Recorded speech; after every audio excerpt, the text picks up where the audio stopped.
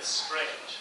Can't we take ourselves outside of debate land for a moment and ask ourselves whether the fact that we live in a morally reprehensible world, whether the fact that we live in a non-ideal world, means that each of us, each individual person here, is a moral monster? I don't think that they did enough work to justify that. I'm going to run through the philosophy later, but I think the point we have to ask ourselves is, do we have a duty to sainthood? Do we have a duty utterly to abrogate any good we could possibly have for ourselves merely for the perpetuation of more lives? Not necessarily quality of life, simply more lives, the absence of starvation. Is that actually plausible? Or is it just the kind of thing that you get when you take a thought experiment with a cute little baby and then you extend it to cover the entire capitalistic structure without anything really in between?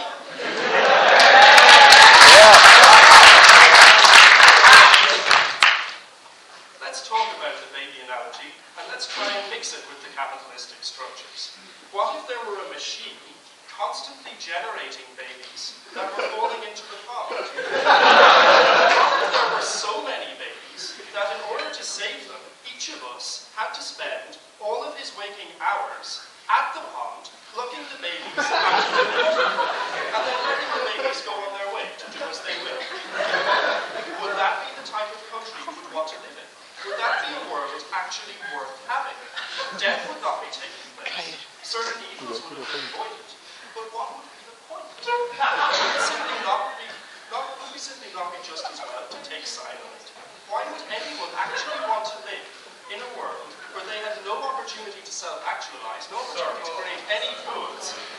Oh God, I did think, didn't I? Four-letter word, except because we're debaters, there's about 20 letters. Go. Isn't the real ethical test, though, is if you didn't know if you were a baby generated by a machine or not, or the person standing by the pond, what sort of system would you have in place? Sir. That would be the test if we were God and we were going to create a new world. But that's not what you're here to argue. You're here to argue what the ethical test for each actually existing individual who does not have it within his power to generate that completely morally perfect world. You have to take into account the actual situation that moral acts take place in if you're going to talk about it. Let's talk about the causal chain that takes place here. We say that if you didn't give, the situation of these Africans who are starving would have been exactly the same as if you'd never been involved, as if you had never been born. We say that accordingly, it is radically implausible that some kind of duty attaches to you relative to this person with whom you have had no causal influence before. And furthermore, due to the massive complication of our structures, due to the relatively small amount of influence that any one of us can economically exert through charitable donation, it is kind of implausible that that degree of duty, that degree of of moral reprehensibility would attach to our failure to make a single donation. We say that you're not actually responsible for pre-existing structures out of your control that led to these people being placed in the situation in which they are. You're not responsible for the fact that somebody built the baby machine. You're not responsible for the fact that trade barriers or whatever exist, bad weather systems that result in dust bowls and make people starve. No thanks. So let's get on to see how useful is charitable donation? How useful actually are they?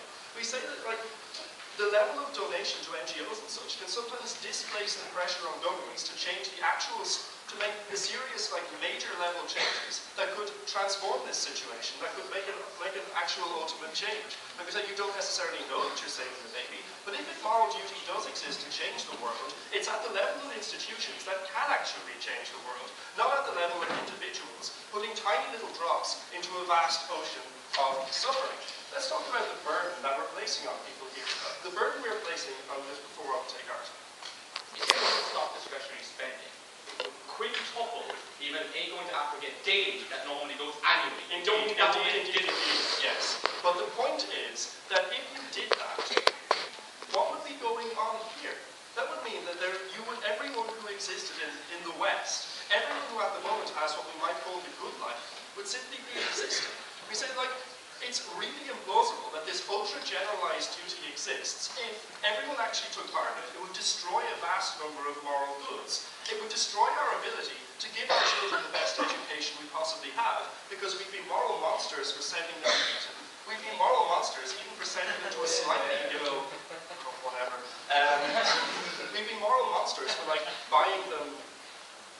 nice clothes or nice food or whatever, when we could have used it to provide for someone else. But that's radically impossible.